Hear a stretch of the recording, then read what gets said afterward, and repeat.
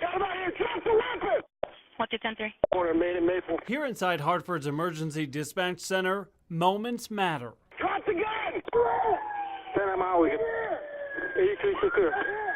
Every second in a major emergency counts. Michael Elwood's been on the front lines for more than a decade. You have to nail yourself down. You have to set emotions aside. Jennifer Martinez has been answering the city's 911 calls for 15 years. You have it all day, every day here because you don't know what you're going to get. And it's about the same for Sonia Ramos. They're calling us at a time when it's probably the worst day of their life.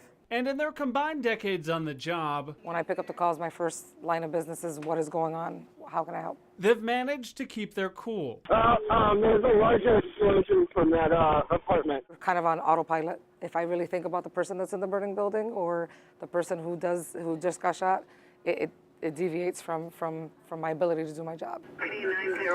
A busy shift here on High Street has dispatchers answering more than 100 calls apiece. I've dealt with a mixture of everything. So I mean, I've had people who honestly have died on the phone with me, taking their last breath, last person you talk to anything of, trying to help a mother whose, child has stopped breathing. Communications Supervisor Kim Bermudez. As dispatchers, we send the calls out, we pick up another one. We send calls out, we pick up another one. And her team needs your help.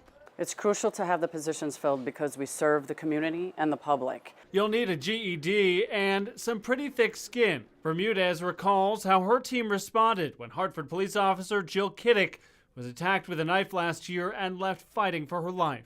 Alert! Hartford Hospital. We got an officer stabbed in the throat. When we're doing our job, when that call came in, every single one of these dispatchers stayed focused on the job that they had to do because we have to get through it. Candidates face 9 months of training and signed this document acknowledging that stress, potentially abusive language, and crisis situations are all part of the job. This man in my house got my only hostage with a knife. For them to bounce back from that and continue to answer calls, that makes a good 911 dispatcher. This spring, the call center had more than 100 applicants. It wasn't enough to fill 12 seats. You have to be a type of person that comes to work every day, grinds it out, and gets rewarded by the actual job that you're doing. 1630 Main Street, she looked out the window and she doesn't see the guy face down anymore. So why do the job when the pressure is always high and many don't make it to day one?